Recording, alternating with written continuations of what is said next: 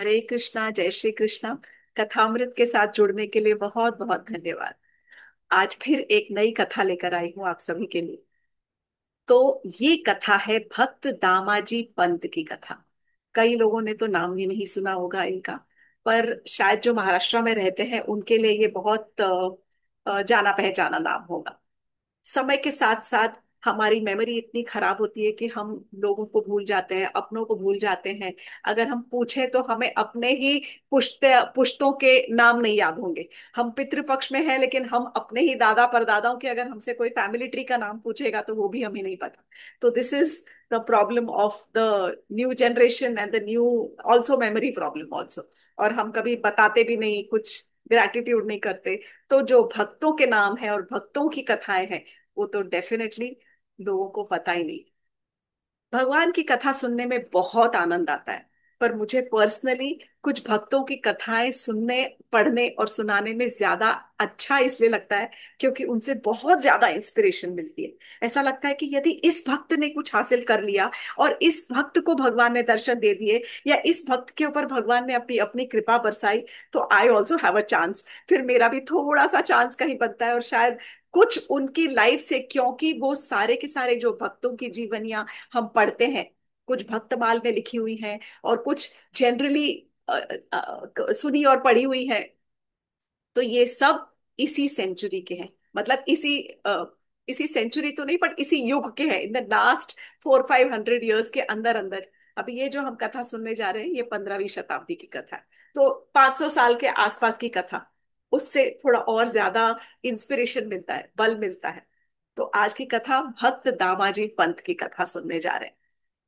ॐ अज्ञानतिमिरान्धस्य ज्ञानाञ्जनशलाकया चक्षुरुन्मिलितं येन तस्मै श्रीगुरुवे नमः। वाञ्छकल्पतरुभ्यश्च कृपा सिन्धुभ्य एव च पतितानां पावनेभ्यो वैष्णवेभ्यो नमो नमः। हे कृष्ण करुणा सिन्धु दीनबन्धु जगत्पते गोपेश गोपिका कान्त राधा कान्त नमोस्तुते। तप्त कांचन गौरांगी राधे वृंदावनेश्वरी वृषभानुसुते देवी प्रणमामि हरिप्रिये। हरे कृष्ण कृष्ण कृष्ण हरे हरे, हरे राम राम राम हरे हरे। कुछ समय पहले हमने पंढरपुर के पास के गांव मंगलवेढ़ा के ही रहने वाली एक भक्तन कान्हो पात्र की कथा सुनी। तो मंगलवेढ़ा, वो जो गांव है, मंगलवेढ़े या मंगलवेढ़ा इस तरह का कुछ नाम है, पंढरपुर के पास से ही लगा हुआ एक गांव है।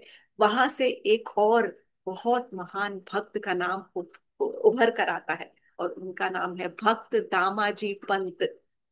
ये जो भक्त थे, इनकी कथा की एक कथा, एक कहानी बहुत ज्यादा पॉपुलर है, प्रचलित है, बहुत ज्यादा इनके बारे में पता नहीं है। पर ये एक कथा ने ही इनको इस प्रकार पॉपुलर कर दिया और इस प्रकार सब उनको संत और भक्त के नाम से जानने लग गए।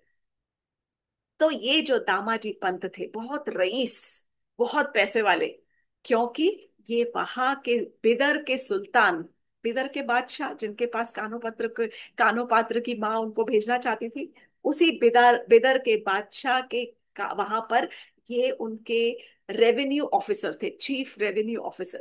रेवेन्यू ऑफिसर अर्थात राजस्व अधिकारी। इसको इस प्रकार थोड़ा सा एक्सप्लेन करूंगी कि पुराने जमाने में या शायद अभी भी होते या मनी लेंडर्स वगैरह, तो पहले जमाने में जो खेत, जो समझो किसान होते हैं या कुछ और, जो गांव में रहने वाले किसी को अगर पैसे की जरूरत पड़ती थी तो वो जाके वहां के राजा से पैसे उधार लेता था, कर्जा, और फिर अपना काम करके धीरे धीरे धीरे धीरे कर्जा चुकाता था, उसके ऊपर का जो इंटरेस्ट होता था वो चुकाता था। और उस कर्जे का लेना, जो रिकवरी जो होती थी, वो चीफ रेवेन्यू ऑफिसर करता है। मतलब अगर किसी व्यक्ति ने, गांव के व्यक्ति ने राजा से, सुल्तान से कुछ कर्जा उठाया है, तो उसकी जो रिकवरी है, डेट की रिकवरी है, उससे पैसा वसूल करना, वसूलीकरण जो है, जो पहले मुनीम जी वगैरह किया करते थे पिक्चरों में, उसी तरह का काम जो है वो चीफ रेवेन्यू ऑफिसर का काम है, लेना और देना, किसको कितना कर्जा देना है और फिर उससे वसूली भी करना समय पर। तो ये सारा काम जो था दामाजी पंत करते थे। भले वो मुसलमान सुल्तान था बिदर का, पर उनके यहाँ ये काम करते थे। बहुत पैसे वाले थे, उनकी सैलरी वगैरह अच्छी रही होगी और बहुत ठाट से रहते थे। परंतु साथ साथ भगवान विट्ठल के, अपने विठोबा के, अपने विट्ठू के, अपने पंढरीनाथ के बहुत बड़े भक्त थे। अपने घर में रहते रहते कार्य के साथ में ही वो अपनी भक्ति को भी रखते थे। यहाँ पर एक बहुत स्पेशल चीज मैं बताना चाहूंगी कि हम जितने भक्तों के बारे में सुनते हैं ना, कोई भी अपने कार्य को, काम को छोड़कर पूरी तरह से भक्ति में नहीं लगता। So this becomes even more inspirational for us. क्योंकि भगवान तो भगवत गीता में कहते ही है, तीसरे अध्याय का ही कोई एक श्लोक है। तो he says just I think, तीसरे अध्याय का चौथावा श्लोक जो है, वो कहते हैं कि ना ही केवल, भगवान कृष्ण अर्जुन से कह रहे हैं कि ना ही केवल आप अपने कर्म को त्याग कर, यदि आप सन्यास भी ले लो तो भी आप पूरी तरह से भक्ति नहीं बन कर सकते, अपने लाइफ को परफेक्ट नहीं कर सकते।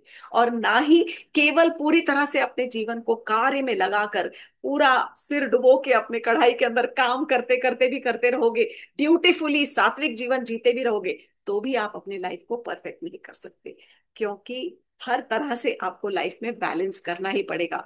बिना काम किए आप रह नहीं सकते, बिना कर्म किए आप रह नहीं सकते, और बिना, आप अगर केवल कर्म ही करते हो तो भी जब तक उस कर्म को कर्म योग में नहीं बदलोगे, अर्थात योग का मतलब है जोड़ना। द शब्द योग मतलब जो जोड़ता है, कर्म योग मतलब कर्म को जो भगवान से जोड़ता है। अष्टांग योग अर्थात जो हम योगा करते हैं उसको जो भगवान से जोड़े, वो भक्ति योग जो भक्ति हमको भगवान से जोड़े वो। तो इस प्रकार यदि हम अपने कर्म को कर्म योग में नहीं बदलते, तो केवल कर्म करते रहने से, या फिर केवल विरक्ति करने से, मतलब सब कुछ छोड़ देने से और संन्यास लेने से भी आप अपने लाइफ को परफेक्ट नहीं कर सकते।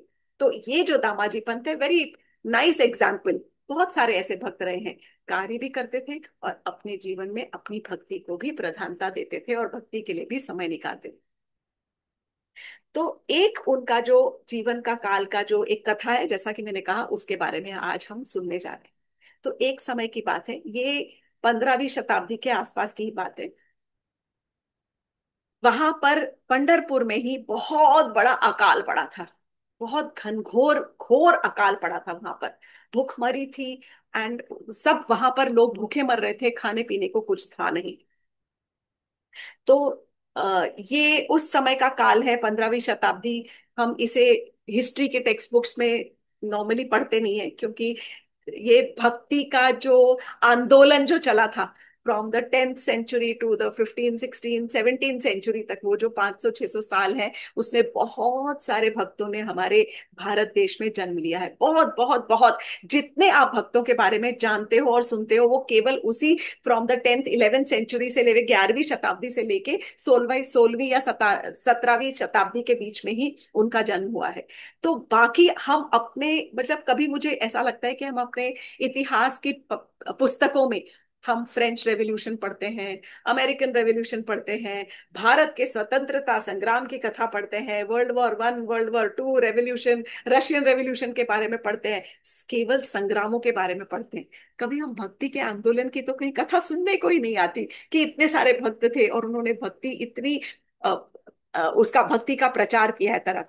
तो कमिंग बैक टू द अकाल, जो फैमिन हुआ था 15वीं शताब्दी के, जो भी एक पर्टिकुलर पीरियड में पंढरपुर में बहुत भूखमरी थी, लोग खाने के दाने दाने को तरस गए थे। जो पैसे वाले थे उनके अनाज घर कोष घर पूरे भरे पड़े थे। तब एक बार एक ब्राह्मण जो था, वो मधुकरी करने के लिए अपने पंढरपुर गांव से मंगलवेढ़े गांव में पहुंचा। और मंगलवेढ़े गांव में पहुंचकर दामाजी पंत के यहाँ खटखटाकर और बड़ी दीन भाव से भिक्षा मांगने लग गया। दामाजी पंत ने देखा उनको और तुरंत ब्राह्मण देव को घर के अंदर बुला कर लेके आए।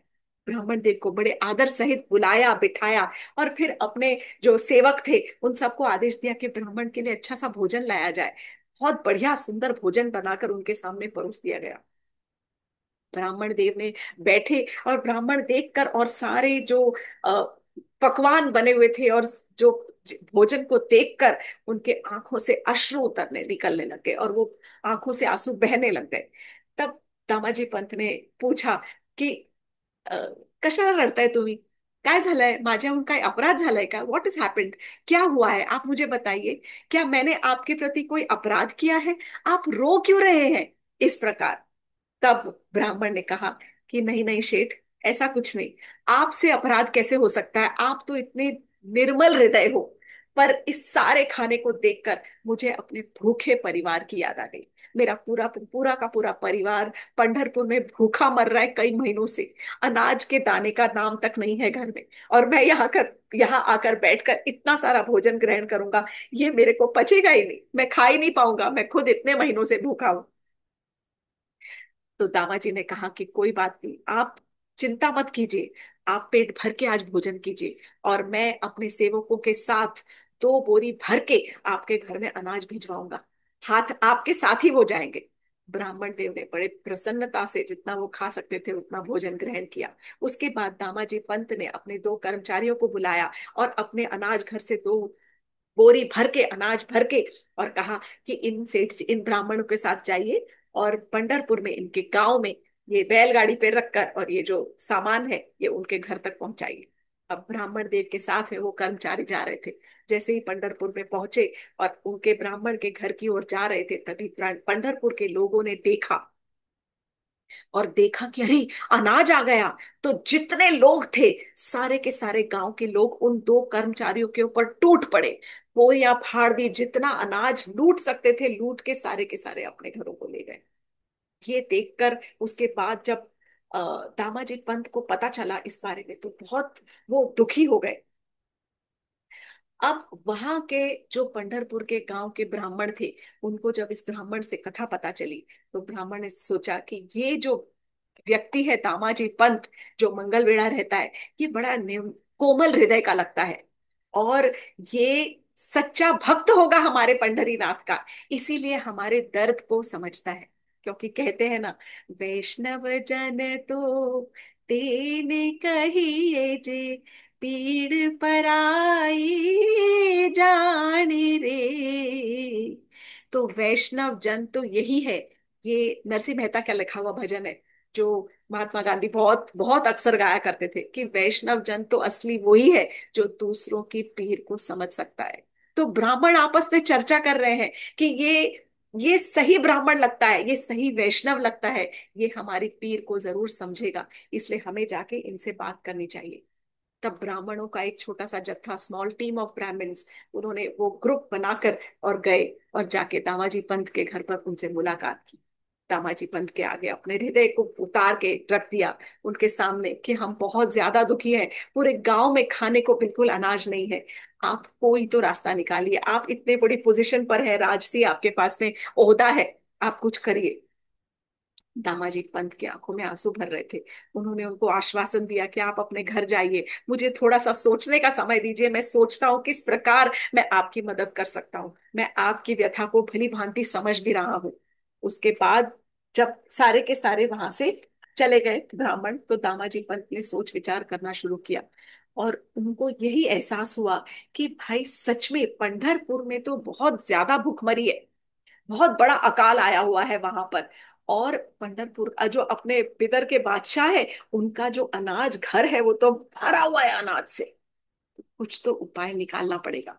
तब दामाजी पंत ने बिना सुल्तान से बात किए और बिना सुल्तान से पूछे, ना परमिशन ली, ना ही सुल्तान को इस बारे में कोई इत्तला दी, और राजकोष से जितना अनाज निकाल सकते थे, सारा का सारा अनाज उनके हाथों में था, सारा का सारा अनाज निकाल कर उन्होंने गांव के सब लोगों के अंदर बांट दिया। अपने भी अनाज घर से जितना वो दे सकते थे, उन्होंने वो सारा का सारा बांट दिया। ना किसी के कास्ट का, कम्युनिटी का, कोई ऊंचा नीचा किसी के बारे में नहीं सोचा। इट वॉज इक्वली डिस्ट्रीब्यूटेड, जितना वो बांट सकते थे सारे के सारे लोगों में बांट दिया। अब एक गांव का उसी गांव का एक धूर्त मक्कार जो ब्राह्मण था, उसने सोचा कि इस अवसर का फायदा लेना चाहिए। तो उस ब्राह्मण ने तुरंत एक पत्र लिखकर और अपने किसी मैसेंजर दूत के साथ में बिदर के बादशाह के यहाँ भेज दिया वो पत्र। और पत्र में यही लिखा था कि सुल्तान, आपको शायद पता नहीं, पर आपके ही उच्च अधिकारी, राजस्व अधिकारी जो है, दामाजी पंत, उन्होंने आपका अनाज घर खाली कर दिया है और सारा का सारा गांव के लोगों के बीच में बंटवा दिया है। सुल्तान ने जैसे ही वो पत्र पढ़ा, बहुत क्रोधित हो गया। उसके क्रोध की सीमा नहीं रही। उसने तुरंत अपने खजांची को बुलाया और दरबार बुलाई। सारे के सारे लोगों को बुलाकर, सारे मंत्रियों को बुलाकर, और उसने तुरंत अपने सैनिकों से कहा कि जाओ, दामाजी पंत जहां कर कहीं भी हो, उसको तुरंत बंदी बनाकर मेरे सामने लेके आओ, गिरफ्तार किया जाए। दामाजी पंत को गिरफ्तार करने के लिए सुल्तान के कुछ सैनिक जो थे, वो वहां से रवाना हुए और सीधा मंगलवेढ़ा गांव पहुंचे।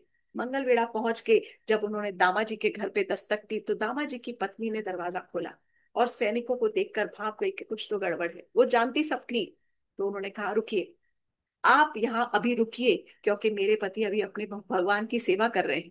वो जब तक सेवा उनकी पूरी नहीं होती, तब तक आपको रुकना पड़ेगा। और पर मैं आपको आश्वासन देती हूँ कि जैसे ही उनकी सेवा, उनकी भक्ति का जो कार्य है चल रहा है, वो पूरा होगा, वो तुरंत आपके साथ अवश्य जाएंगे।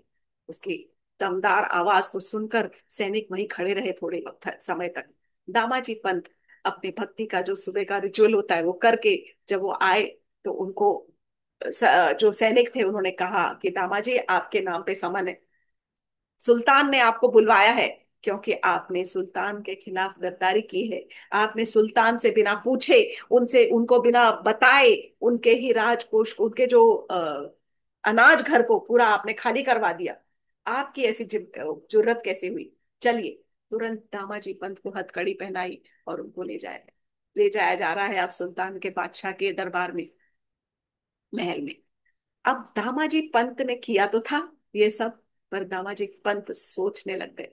और उन्होंने रास्ते में, जब वो पंढरपुर पहुंच रहे थे, तो पंढरपुर पहुंच के उन्होंने एक बार, पंढरपुर के वाया बिदर को जा रहे थे, तो पंढरपुर पहुंच के उन्होंने सैनिकों से कहा कि बस केवल एक मेरी इच्छा है, आखिरी इच्छा, वहां जाके तो मुझे दंड मिलेगा ही, मुझे एक बार पंढरपुर में अपने पंढरी नाथ के दर्शन दिलवा दो, बस केवल एक बार।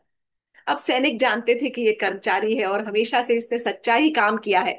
तो भाई सैनिक सारे के सारे जो दामाजी पंत को ले गए, बोले ठीक है, हथकड़ियां लगी हुई है तुम्हारे हाथ में, जाओ, हम बाहर खड़े हैं, तुम जाओ मंदिर में, जाओ दर्शन करके और तुरंत वापस आ जाना। दामाजी पंत मंदिर में प्रवेश कर गए, और प्रवेश करके उनके हाथों में हथकड़ियां लगी हुई हैं, और अपने प्रभु, अपने विट्ठल से, अपने पंढरीनाथ से, अपने विट्ठू से, जिनको वो बड़े मातृत्व भाव से विट्ठू कहकर बुलाते थे, कभी विट्ठल कहते थे, कभी विट्ठला विट्ठला, हे पंढरीनाथा, इस प्रकार कहकर पुकारते थे, और कहकर और भगवान को संबोधित करके और भगवान से वार्तालाप करने लग गए। कहने लग गए कि हे प्रभु, मैं जानता हूं कि मैं सुल्तान का गुनहगार हूँ। मैंने सुल्तान का नमक खाया है।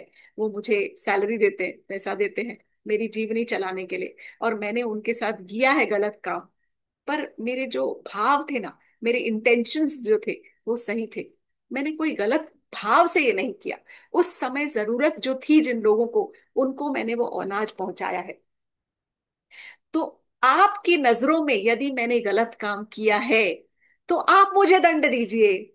मैं दूसरों के से दंड क्यों लूं? मैं सुल्तान के हाथों से दंड नहीं भोगना चाहता। यदि मैंने सही काम किया है, तो आप मुझे दंड दीजिए।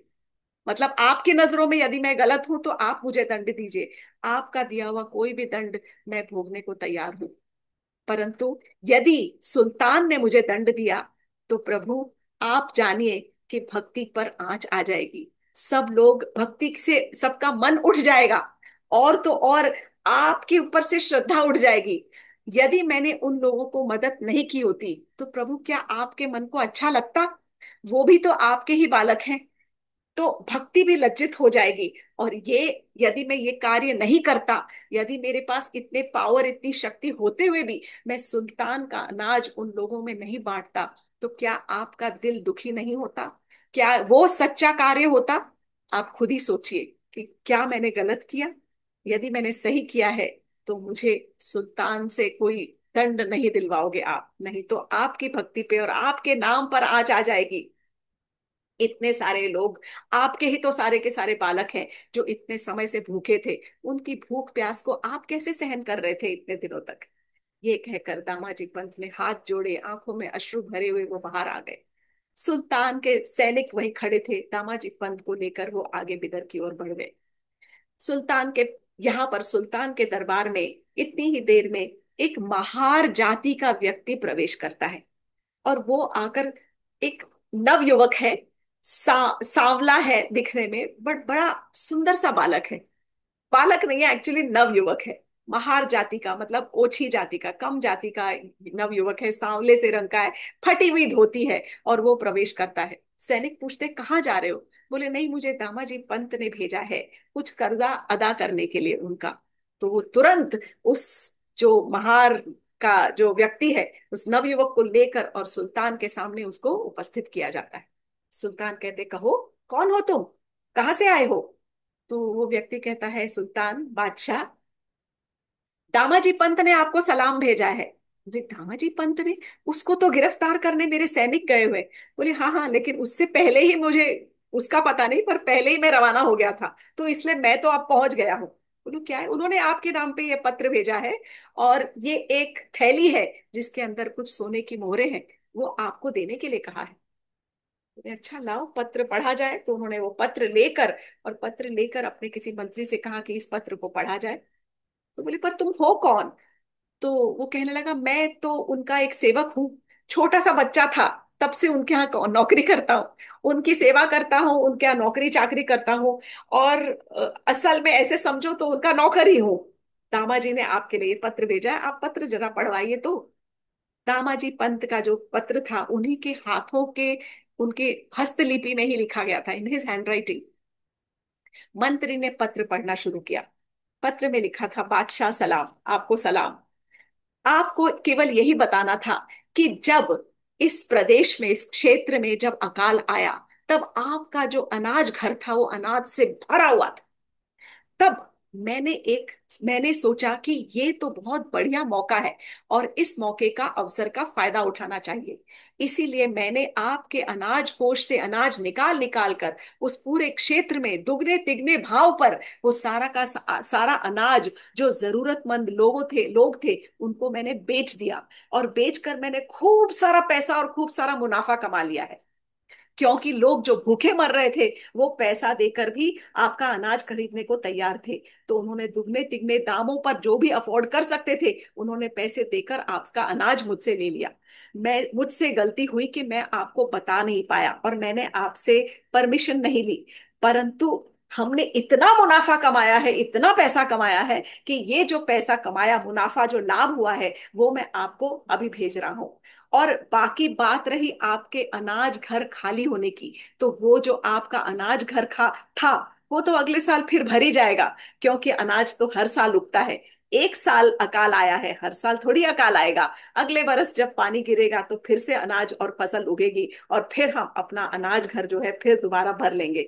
परंतु ऐसा मौका पैसा कमाने का और लाभ कमाने का दोबारा नहीं मिलता। इसीलिए मैंने इस अवसर का फायदा उठाया है, और ये जो लाभ, जो पैसे कमाए हैं, वो मैं पोटली से आपको भेज रहा हूँ। सुल्तान थोड़ा, ही वॉज लिटिल अम्यूज्ड, थोड़ा उनको मजाक सा लगने लग गया। अच्छा, इतनी सी पोटली के अंदर इतने से सोने की मोहरें, ऐसा कैसा, इतना बड़ा अनाज घर, ग्रैनरी फुल, वेयर हाउस, और वो सब निकलवा के इतनी सी मोहरें कैसे होती है? तो थोड़ी एक हल्की सी हंसी आई। सुल्तान ने सोचा, चलो लाओ भाई थैली दो। खजांची आप थैली लीजिए, और जरा थाली में परोस दीजिए, पूरा पलटी कर दीजिए। खजांची ने थैली जो थाली के अंदर पलटी की, तो सोने की मोहरें उलटती गई, उलटती गई, उलटती गई, उलटती गई, भर गया जो थाल था, भर, खाली ही नहीं हो रहा था। तब सुल्तान ने कहा, बस बस, जितना हमारा बनता है उतना ही रखना, बाकी का इस नवयुवक को वापस कर दो। सुल्तान ने कहा। तो खजांची ने हिसाब लगाया, और फिर जितना उनका बनता था उतना रखा, और बाकी की जो पोटली थी, वो ऐसी की ऐसी, जो बैग फुल ऑफ कॉइन्स भरी हुई पोटली, फिर से उतनी की उतनी उन्होंने उस नवयुवक को वापस कर दी। अब ये सब कुछ जब चल रहा था, तब खजा जो सुल्तान था, वो अपनी निगाह उस महार नवयुवक के ऊपर से हटा ही नहीं पा रहा था।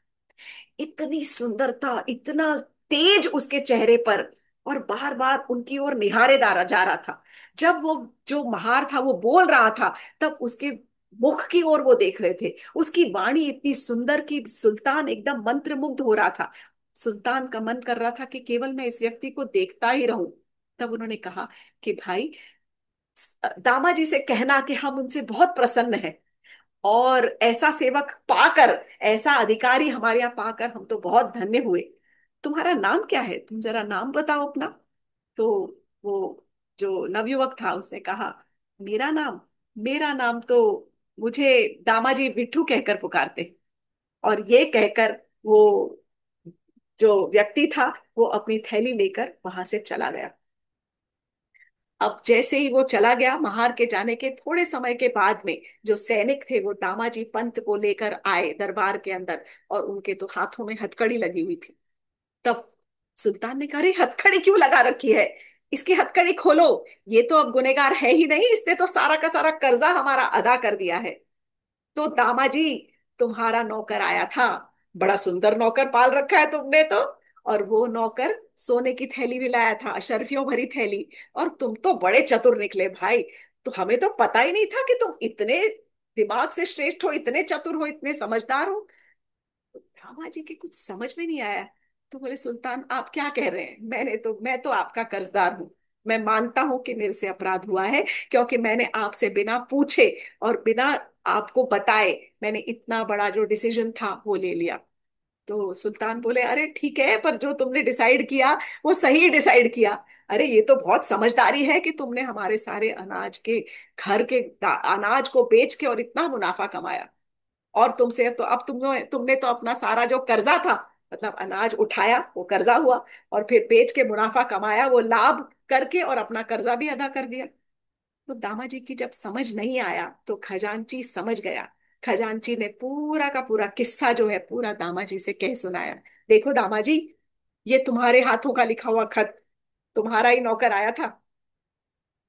तो दामाजी सोचने लगा, मेरा नौकर, क्या नाम था भाई उसका। तो खजांची बोले, अरे विट्ठू नाम का उसका तुम्हारा नौकर था, बड़ा सुंदर नौकर था, और वो ही तुम्हारा जो सेवक है, वो ये सारा का सारा तुम्हारा कर्ज अदा करके चला गया। दामाजी के आंखों से आंसू बहते रहे, काटो तो खून नहीं, बिल्कुल शरीर में ऐसे बेजान सा वो खड़ा रहा। और तब हाथ जोड़कर उसने सुल्तान से कहा कि सुल्तान, ये मैं नहीं था, ये मेरा कोई सेवक नहीं था। तब दामाजी ने अपनी पूरी कथा सुनाई और कहा कि मेरा तो भगवान है विट्ठल, उनको ही मैं विट्ठू कहकर पुकारता हूँ। और मेरे भगवान स्वयं मेरा दास बनकर आपके यहाँ पर पधारे। और तब ये सब पूरा कथा सुनने के बाद, जब राजा ने, सुल्तान ने ये सब कहा, तो उनको दामाजी की हर एक बात पर विश्वास हो गया। पूरी की पूरी बात पर उन्होंने विश्वास कर लिया। और दामाद सुल्तान के भी रोंगटे खड़े हो गए। और उसने कहा कि दामाजी, तुम इतने बड़े भक्त हो, इतनी तुम्हारी श्रेष्ठ भक्ति है कि उसकी ये कथा सुनकर भी मेरा हृदय एकदम ऐसे भाव विभोर हो गया है। कुछ और वर्ड्स यूज किए होंगे, मैं तो कहानी सुना रही हूँ। कि राजा ने कहा कि मैं एकदम भाव विभोर हो गया हूँ, और मैं समझ सकता हूँ अब कि क्यों मेरी निगाह निगाह जो थी वो तुम्हारे भगवान से नहीं उठ रही थी, वो हट ही नहीं पा रही थी। तुम्हारी भक्ति जो है इतनी अद्भुत है कि तुम्हारी भक्ति की वजह से मुझे तुम्हारे भगवान के दर्शन हो गए भाई। ये तो बहुत बहुत, स्वयं भगवान मुझसे मिलने मेरे यहाँ पर महल में पधारे। और जाकर सुल्तान ने दामाजी पंत को अपने हृदय से लगा लिया। दामाजी पंत एकदम निर्जीव खड़े थे, दामाजी की आंखों से अश्रु बह रहे थे। दामाजी टूट गए वहां पर। और दामाजी हाथ जोड़कर सुल्तान से कहने लगे कि हे बाहर बादशाह सुल्तान, मुझे आप अपनी सेवा से आज मुक्त कर दीजिए, मुझे रिटायर कर दीजिए, मुझे आपकी सेवा में नहीं रहना। क्योंकि पहले तो मैं केवल आपका कर्जदार था, परंतु मेरा कर्जा उतारने के लिए मेरे भगवान आ गए और उन्होंने मेरा कर्जा उतार दिया। आपका कर्जा तो किसी तरह भी मैं करके जीवन भर में उतार देता, पर मेरे प्रभु का कर्जा मैं कैसे उतारूंगा, जो वो स्वयं आए और उन्होंने मेरा इतना बड़ा कर्जा उतार दिया, मेरे नौकर बनकर आए और आपके सामने हाथ जोड़कर खड़े रहे। बोलो, जो मेरे प्रभु यदि मेरा नौकर बनकर कहलाकर आ गए और आपके सामने, सुल्तान के सामने हाथ जोड़कर खड़े रहे, तो उन्होंने मुझे आजीवन के लिए अपना कर्जदार बना लिया है। उस कर्ज को उतारने के लिए मुझे आपकी सेवा से अब मुक्ति लेनी ही पड़ेगी, और उसके बाद पूरे जीवन भर केवल उनकी ही सेवा करनी पड़ेगी। तब भी जाकर मैं उनका ये कर्ज नहीं उतार पाऊंगा। बादशाह बड़ा प्रसन्न था। बादशाह ने उनको खूब सारा धन वन देकर और दामाजी को अपनी सेवा से मुक्त करा दिया, रिटायर करवा दिया। उसके बाद कहते हैं दामाजी अपना गांव मंगलवेढ़ा छोड़कर वो पंढरपुर में आकर ही वो रहने लग गए अपने परिवार सहित। और वहां पर ही रहते और पूरा जीवन उसके बाद उन्होंने केवल भगवान की भक्ति, भगवान के अभंग, भगवान के जो मतलब भगवान के जो ग्लोरीज गाने में उनके, बस उनका भजन करने में ही पूरी की पूरी अपना जीवन जो है, भगवान के गीत गाने में, उनका उनकी प्रशंसा करने में, उनके स्वरूप का गुणगान करने में अपना जीवन व्यतीत कर दिया। ये है भक्त दामाजी पंत की कथा। इससे कुछ चीजें जो मैंने सीखी, आपने भी कई चीजें सीखी होंगी, पर जो the takeaways from this particular story, सबसे पहला जो हम, time and tested faith moves mountains. जहां हमें भरोसा होता है, जहां हमें हमारा पूरा, हमारी श्रद्धा होती है, तो पहाड़ भी हिल जाते हैं। मतलब क्या क्या भरोसे से इंसान पहाड़ को भी हिला सकता है। और यहाँ पर जो भगवान के ऊपर भरोसा था, और ये भरोसा था कि जो मैं कर रहा हूँ वो मैं सही काम कर रहा हूँ, मैं कोई गलत काम नहीं कर रहा हूँ। और यदि भगवान के ही सारे के सारे बच्चे हैं और भगवान के बालक हैं, तो मुझ में इतनी क्षमता दी है, भगवान ने मुझे कैपेसिटी दी है कि मैं उनको, दूसरों की सेवा कर सकूं और उनका भला कर सकूं। दूसरा, भगवान अपने शुद्ध भक्तों के लिए कोई भी रोल अपनाने के लिए तैयार हो जाते हैं। ये हमने महाभारत में भी देखा कि भगवान किस प्रकार अपने ही अर्जुन के लिए, अपने सखा अर्जुन के लिए सारथी बनने को तैयार हो गए। अब सारथी का मतलब ये नहीं होता कि केवल वो रथ हाँक रहा है। सारथी का अर्थ अगर आप सही माने से समझो, तो जो रथ पर सारथी बनता है ना, जिसका सारथी है, यदि कृष्ण भगवान अर्जुन के सारथी है, तो अर्जुन को, रथ को अगर राइट में ले जाना है, तो वो अपने दाहिने पांव से सारथी को धक्का मारते हैं। और अगर लेफ्ट में ले जाना है तो लेफ्ट पैर से धक्का मारते हैं, क्योंकि इंस्ट्रक्शंस देने का टाइम नहीं होता है। तो इस प्रकार का रोल कृष्ण भगवान जी ने अपनाया सारथी बनकर, कि वो अपने सखा अर्जुन के पैरों की लात खाने के लिए भी तैयार थे, उद्यत थे, ही वॉज रेडी।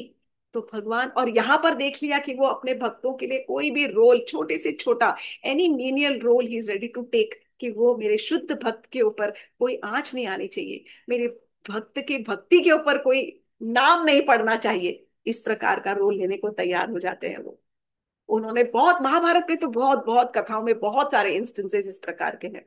और तीसरा, कभी मन में आता है कि सुल्तान ने ऐसा क्या किया था कि उसको भगवान के दर्शन हो गए। भाई, दामाजी पंत तो जिंदगी भर भक्ति करते रहे और भगवान का आनंद नाम के गान करते रहे, पर शायद सिर्फ केवल केवल इतना ही आता है कि जो भी उन्होंने साधु संग प्राप्त किया, जो सुल्तान था, वो भी अच्छे हृदय से, सही हृदय से, उन्होंने दामाजी पंत के साथ में उनका एसोसिएशन रहा, उनका सत्संग थोड़े टाइम रहा, और फिर उसके बाद में उनको भरोसा भी था कि भाई ये व्यक्ति सही है। क्योंकि लास्ट में उन्होंने कहा कि तुम्हारी वजह से आज मुझे भगवान स्वयं चलकर मेरे घर पर आ गए हैं। तो थोड़ा सा भी जो अपने जीवन में हमें जो एसोसिएशन मिलता है, साधु संग मिलता है, उसकी महिमा को हमें कभी भी कम नहीं समझना चाहिए। एवरी मोमेंट ऑफ सत्संग इज एक्सट्रीमली इंपॉर्टेंट। कब, किस वक्त किसका हृदय परिवर्तन हो जाए, किस समय, वो जो कहते हैं ना, जो लोहे को भी, पारस जो होता है वो लोहे को भी सोने में बदल देता है, बस वो ऐसा ही है। तो जो सुल्तान था, उसको दामाजी पंत का इस प्रकार कुछ शायद एसोसिएशन मिलता रहा होगा, जिससे उसको भी ऐसे भाग्य खुल गए कि भगवान ने स्वयं आकर उसको दर्शन दी। तो lots of things we learn, and इसी प्रकार के बहुत सारे भक्त हैं, बहुत कुछ जाने, कुछ अनजाने, कुछ कई शायद इतिहास के पन्नों में लुप्त हो गए होंगे, पर जिनके बारे में हम जानते हैं, उनकी कथा सुनने में और सुनाने में और कहने में और पढ़ने में बहुत आनंद आता है। आनंद से ज्यादा बहुत प्रेरणा मिलती है, और इसी प्रेरणा को हमें अपने हृदय के अंदर उतारना है। आज की कथा को हम यही विराम देंगे। Thank you very much for joining with कथा में। हरे कृष्णा, जय श्री कृष्ण।